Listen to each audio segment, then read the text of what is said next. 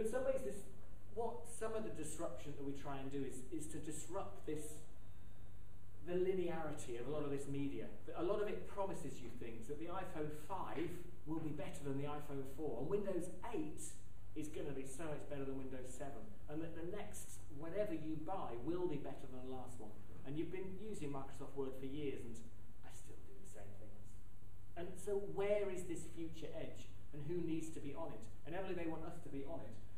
But you can't, but if ubiquity in digital systems are affording us gateways to pasts and presents which aren't fair, then who knows where the front end of that arrow is, because we're not in the same place. So in many ways what we're trying to do is just disrupt this with some terms. I'm going to play you another advert now. This is the IBM advert. And it frames another corporate projection of a space that doesn't exist. This is the Internet of Things.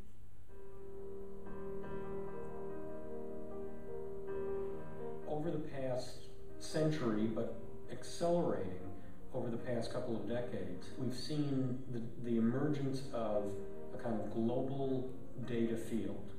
The planet itself, natural systems, human systems, physical objects, have always generated an enormous amount of data, but we didn't used to be able to hear it, to see it, to capture it. Now we can, because all of this stuff is now instrumented. And it's all interconnected, so we can actually have access to it. So, in effect, the planet has grown a central nervous system. So there's about 1 billion people using the internet at the moment, and that's set to grow to probably 2 billion in the next couple of years. And we think that's quite a lot, but over the last 10 years I've been looking at devices being linked up together using networks, so little sensors on things, these temperature sensors and traffic sensors and flow rate of water and how much electricity, all transmitting data. It won't be long, and it may even have happened already, that there's more things on the internet than there are people on the internet. That's really what we mean by the Internet of Things. Then you get this...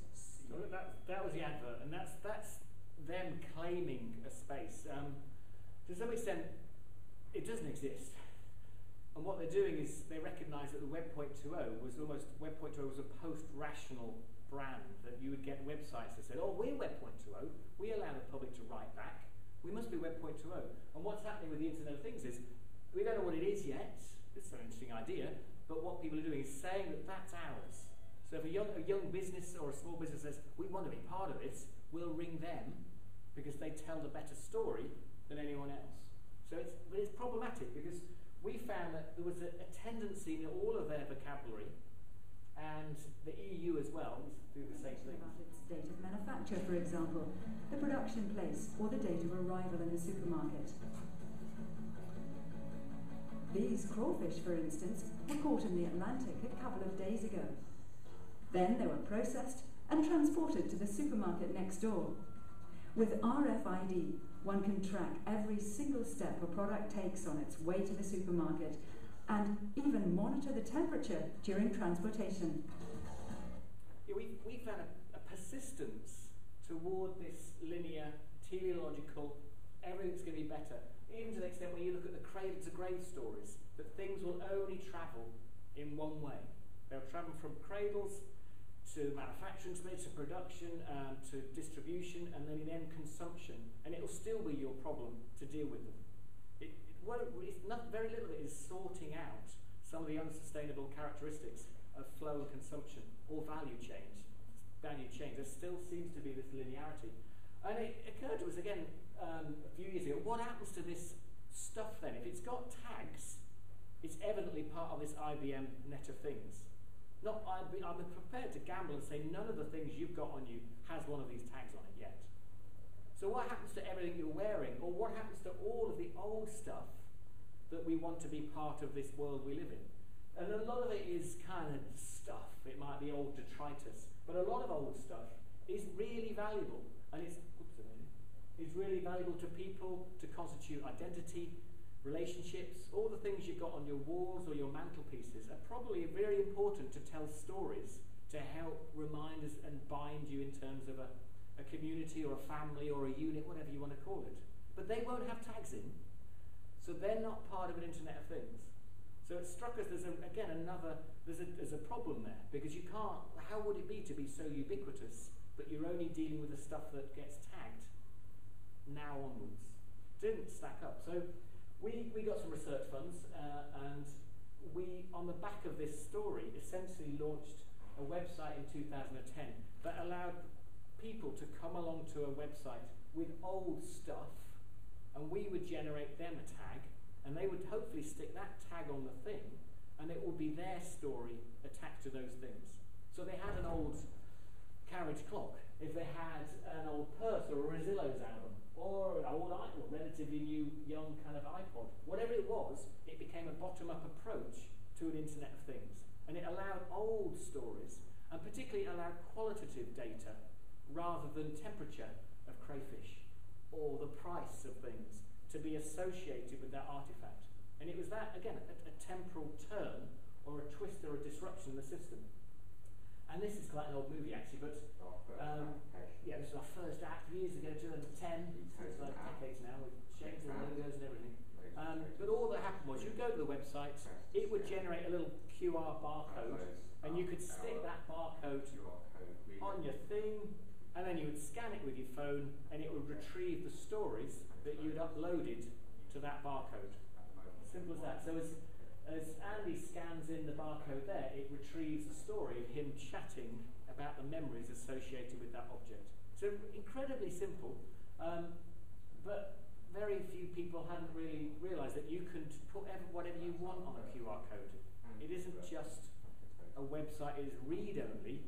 You can write into them as well. So, and I'll come back to that, because this is a bit of a barrier for our project, I think. So anyway, we got very excited, and through 2010, we just started talking to people. Or actually what we did was we asked people to talk about their objects, and then they talk for hours. You can't shut them up. You try and buy them a drink just on the basis of being you, it doesn't work. But you say, hey, tell me about your ashtray, and suddenly they're away, or whatever. And they talked about the most crass, banal, but really meaningful things to them, and object elicitation, and I suppose we entered into in terms of ethnographic practices, but it was really thrilling. We learned a lot about how we learned about where to put cameras. Early on we used to set it up very talking head, which was so rude, and very quickly people used to handle the camera themselves, and some people you never see them, you just hear their voice, their ghost talking around the object. So we learned an awful lot about how to negotiate with things and their owners and their partners.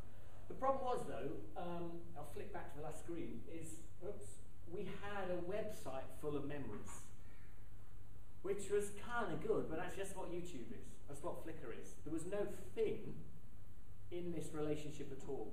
I didn't handle that medicine bottle.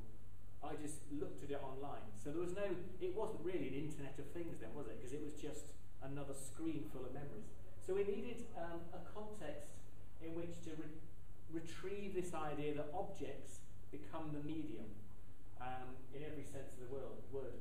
So in 2010, just soon after the launch, we were lucky enough to get into the Future Everything Festival, and Oxfam on Oxford Road, just up the way a bit actually, let us hang an RA, a research associate, hanging around for a week before the Future Everything show. And people would come in and do what they do in Oxfam, which is donate stuff as well as buy stuff. And every time they donated, we got about 50 or 60 stories of people telling stories about the things that they were donating, from purses through to crockery, through to some really weird stuff, including a pink jumper. And again, with no screens whatsoever.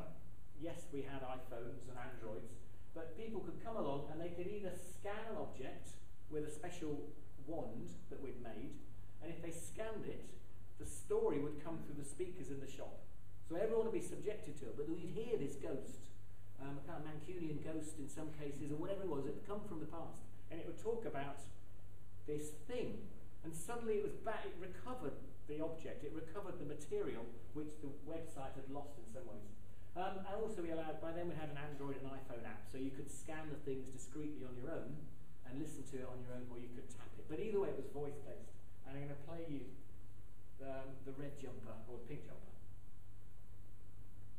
Okay, so I've donated this pink stripy jumper because I had it last year and I wore it to a barbecue, and I met a boy at the barbecue, and he was my boyfriend for a few months, but we're not together anymore, so I thought I'd donate it.